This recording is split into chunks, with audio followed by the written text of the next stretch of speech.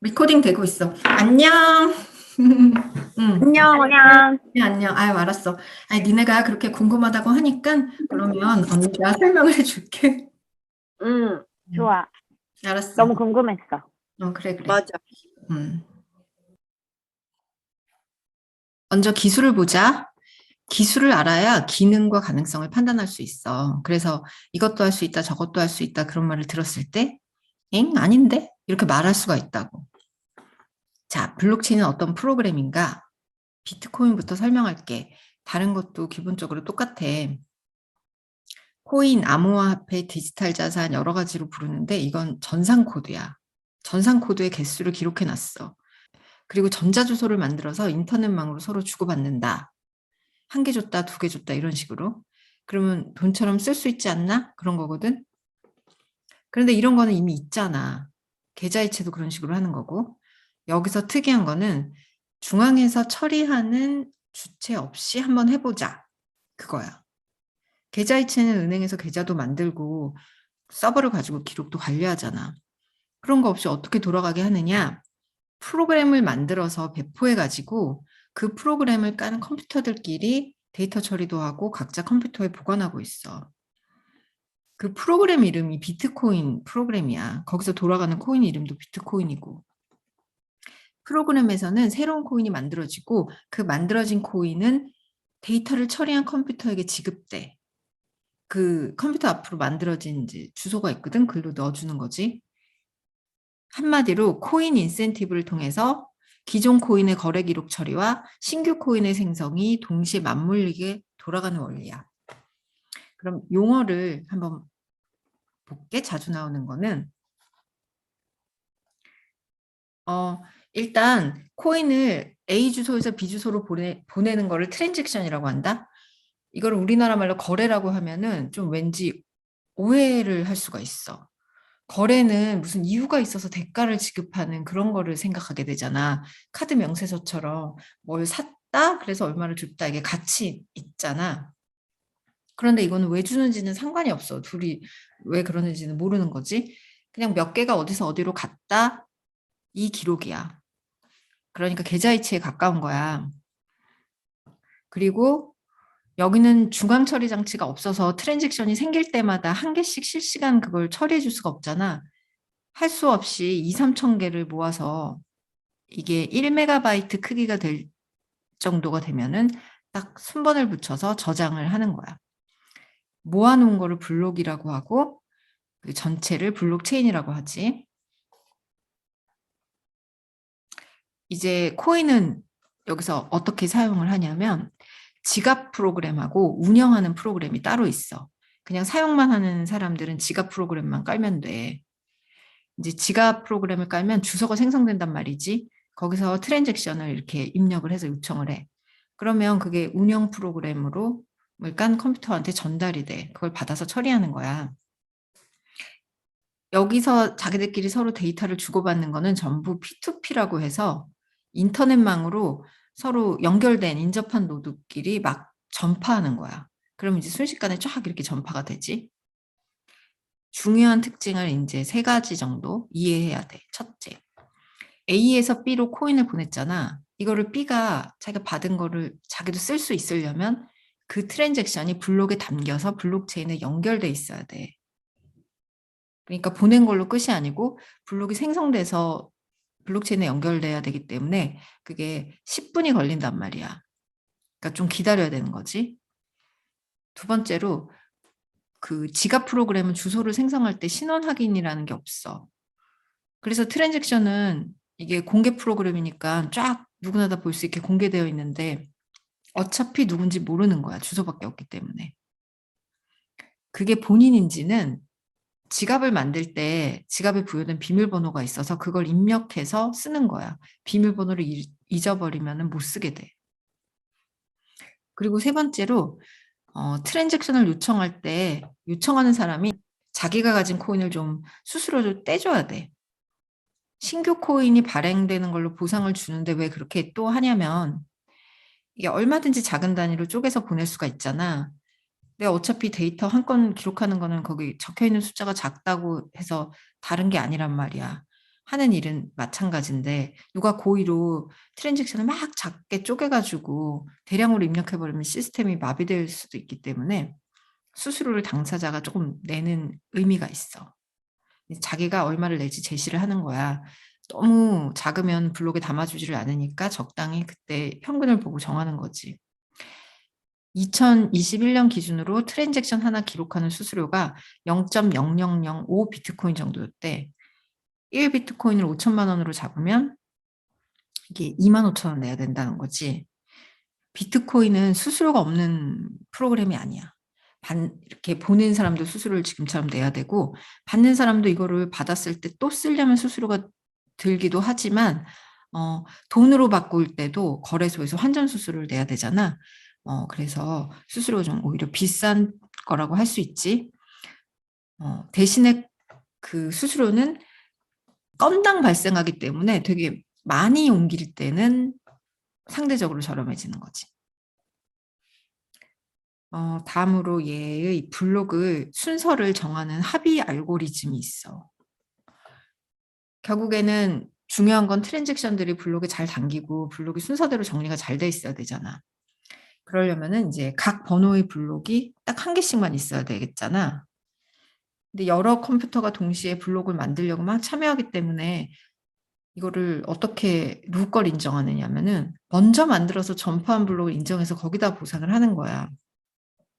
그래서 매번 10분마다 블록이 차례로 만들어지는데 그때마다 1등이 만든 블록으로 이제 인정이 되면서 보상을 받아. 하지만 그렇다고 해도 중앙에서 통제하는 게 아니기 때문에 막 동시다발적으로 만들 수가 있고, 일단은 내가 막 만들고 있는 중에 남이 이렇게 도착을 하고 막 그런단 말이야. 이것도 만들어진 블록도 서로 막 전파를 해줘야 되는데 트랜잭션처럼 남의 블록을 인정을 안 해주고 막 계속 자기가 만들고 있고 그러면 엉망이 되잖아. 그래서 어떻게 했냐. 유효한 블록으로 성립이 되려면 직전 블록의 정보를 이용하도록 했어. 그러면 이게 블록을 막 만들고 있는데 남이 그 번호의 블록을 만든 게 도착을 했어. 그러면 이제 싫긴 하겠지. 그렇지만 그거를 붙여주고 그 정보를 이용해서 다시 블록을 만들기 시작해야 된다. 그렇게 저절로 사람이 유도가 되는 거야. 안 그러고 나는 내 갈 길 가겠다 그러고 계속 내 블록을 만들던 걸 만들고 있으면은 그거를 만들었어도 나중에 돌렸을 때 다른 컴퓨터들이 이미 다른 블록을 붙여놓은 상태잖아. 그러면 내가 만든 블록은 인정을 못 받지. 블록체인에 연결이 되려면 바로 그 마지막 블록의 정보를 물고 있는 블록이어야지 되는 거거든. 그래서 이렇게 경쟁 관계에 있으면서도 서로 협조를 하게 만든 거야. 이제 좀 더 구체적으로 블록을 어떻게 만드는지 바로 이 채굴이야.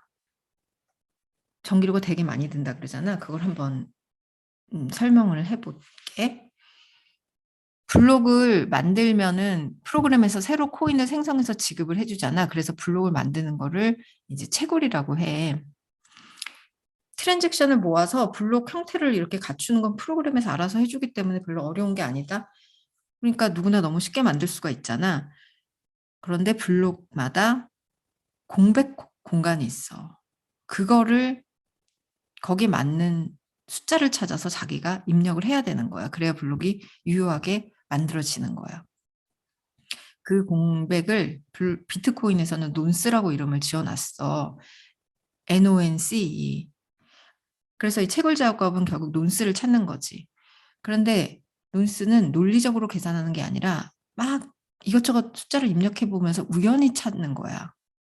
그래서 빨리 많이 입력할수록 무조건 좋은 속도 경쟁이 되고, 이거를 1등을 해야지 의미가 있으니까 설비 투자를 많이 해야 되니까 전력 소비가 엄청 많아진 거지. 논스를 찾는데 구체적으로 어떻게 찾는지 한번 이해를 해보자. 블록체인의 모든 작동 원리와 문제점을 이해하려면 이 해시 함수라는 걸 알면 돼. 블록의 데이터를 기록할 때도 이렇게 해시 함수를 이용을 하고 논스를 찾을 때도 해시 함수를 거꾸로 이용해서 해시 퍼즐을 쓰거든. 이게 하나도 어려운 게 아니야. 먼저 해시 함수는 x 값에 어떤 데이터를 넣었을 때 y 값이 항상 일정한 자연수로 출력되는 함수야. 그러니까 원래 이런 게 있었던 거야. 여기서 만든 게 아니라. 근데 여기서는 x와 y가 1대1로 그 해시 함수는 대응이 돼. 같은 정보를 넣으면 항상 같은 수가 나오는 거야. 하지만은 긴 정보를 넣었다고 숫자가 큰 게 나오는 것도 아니고 짧은 정보를 넣었다고 작은 숫자가 나오는 것도 아니야. 논리적 관계는 없어. 그냥 1대1로 매칭만 되는 거야. 그리고 이제 워낙 큰 숫자다 보니까 아라비아 숫자만으로 표시하기가 어려워서 알파벳까지 섞어 가지고 표시를 하기 때문에 되게 무슨 암호같이 생겼어.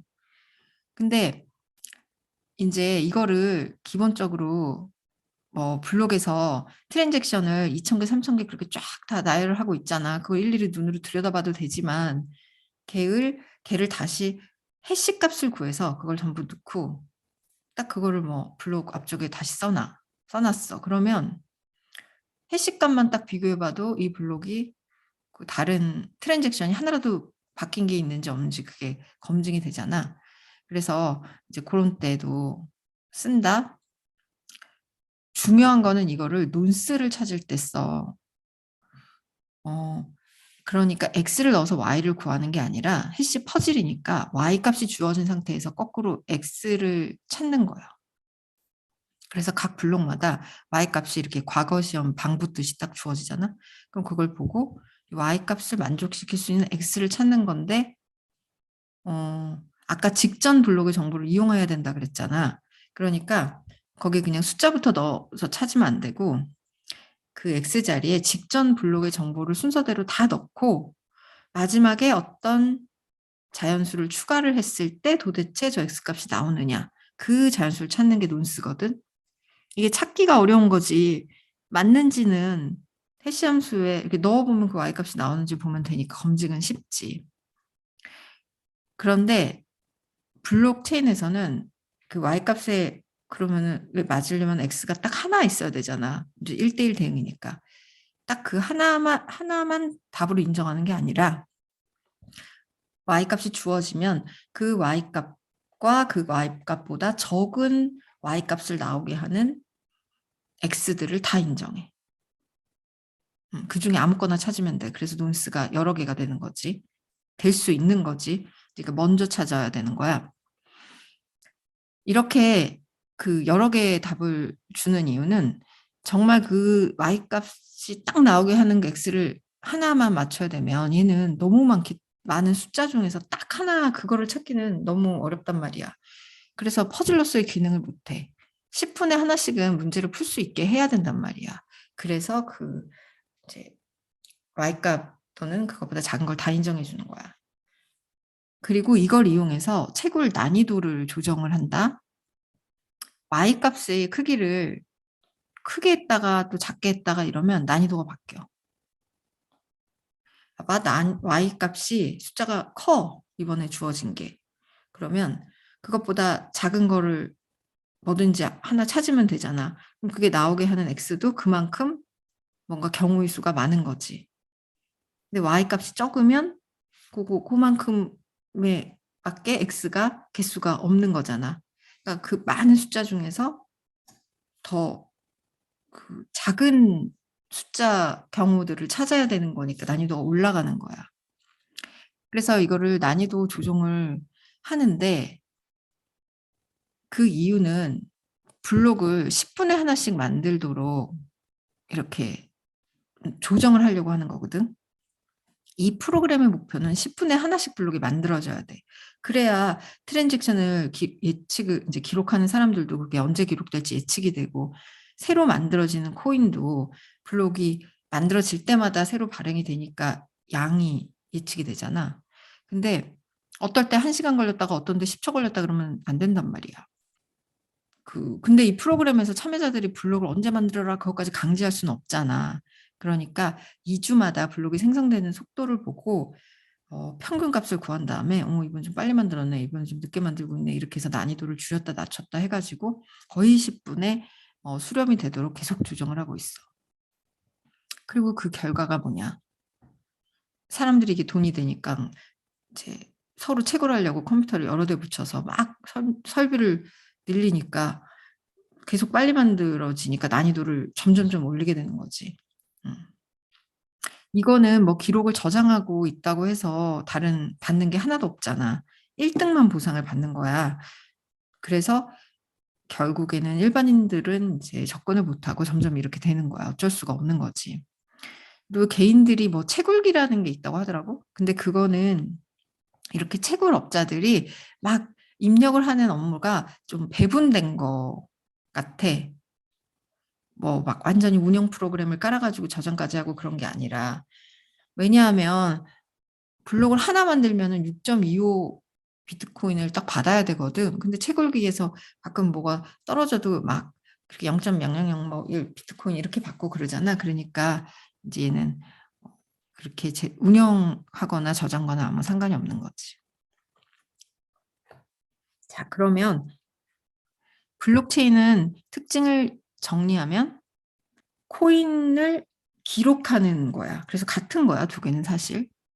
이거는 기존에 있는 기술들을 이용해서 알고리즘을 잘 짰어. P2P로 정보를 전달하고 해시 함수를 이용해서 검증을 빨리 하고 또 직전 정보를 넣게 해서 그 블록을 만들 때 서로 협조하게 하고 전자주소 비밀키로 신원 확인은 없지만 사용하도록 했지. 그리고 해시 퍼즐로 난이도 조정을 해서 또 블록 생성 속도하고 코인 발행 속도도 유지하잖아. 돈처럼 사용해 볼 수 있는 최소한의 조건을 만들어 놨단 말이야. 그래서 이게 되게 똑똑하다 막 그거를 처음에 본 개발자들이 그랬을 거야. 그래서 사람들이 이게 막 엄청 똑똑하다라는 것만 지금 알고 있어. 뭔지는 이제 잊혀지고. 그런데 이게 똑똑한 거랑 어디 쓸 수 있는 거랑은 다른 거지. 응? 만든 목적에 부합하게 똑똑하게 만들어 놓은 거니까.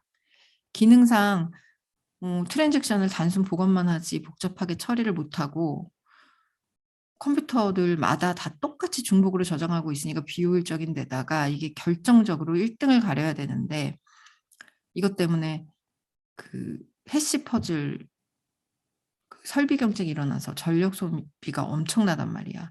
거의 뭐 그냥 조금 전기를 많이 쓴다 이런 정도가 아니라 비트코인에만 소비되는 전력이 노르웨이에서 쓰는 전기량이랑 맞먹는데 그래서 막 카자흐스탄, 이란 이런 데 다 정전 나가지고 막 금지시키고 그런 정도란 말이야. 근데 이게 기술이 부족해서 이렇게 된 게 아니잖아. 중앙 처리자 없이 한번 만들어 보겠다는 목적을 달성하려다 보니까 이렇게 생기게 된 거야. 그냥 이렇게 해볼 수 있겠구나. 이거야 원래는. 그렇게 했어야 되는 거지. 이걸 현실에서 만약에 쓴다면은 속도도 느리고 수수료는 많이 드는데 나 굳이 이걸로 받고 싶다. 이 누가 있겠니 이런 사람이. 있어. 저기 뭔가 노출되지 않고 큰돈을 받아야 될 때 쓰겠지. 그러면은 사회적으로도 좋은 일은 아니잖아. 하여튼 요게 이제 얘의 기능인데 일단 이런 다른 얘기들도 좀 있지만 다음 시간에는 지속 가능성이 없다는 거 그게 무슨 말인가? 그거를 한번 보자. 내가 계속 가지고 있으면은 안 된다는 얘기거든. 이건 당장 내 돈 얘기니까.